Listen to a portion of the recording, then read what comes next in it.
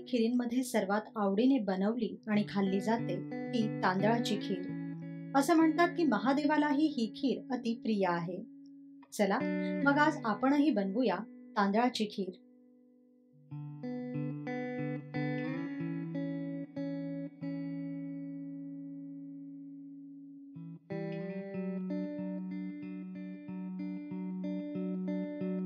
तांदळाची खीर बनवण्यासाठी आपल्याला लागेल 1 वाटी 2 तास भिजवलेले बासमती तांदूळ,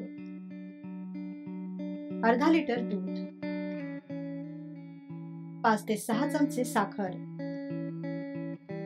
आवडीप्रमाणे सुकामेवा, अर्धा चमचा वेलची पूड आणि 2 चमचे साजूक तूप. सर्वप्रथम बासमती तांदूळ 2 तासांसाठी भिजवून घ्या. 2 तासानंतर एका कढईत दूध तापवायला ठेवा व त्यात भिजवलेले हे तांदूळ मिसळा आणि मंद आचेवर हे तांदूळ दुधात शिजवून घ्या.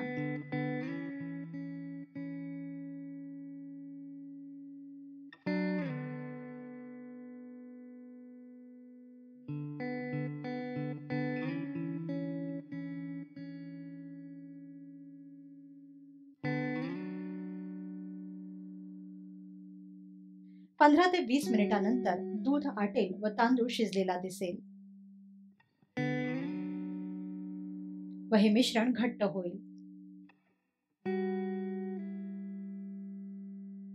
आता फोडणी पात्रात तूप तापवा व त्यात काजू तळून घ्या.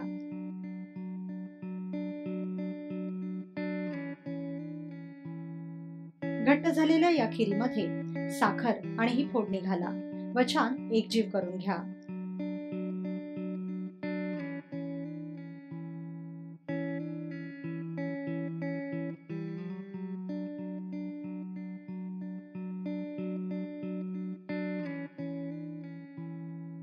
सर्वात शेवटी यावर वेलची पूड घाला व गॅस बंद करा.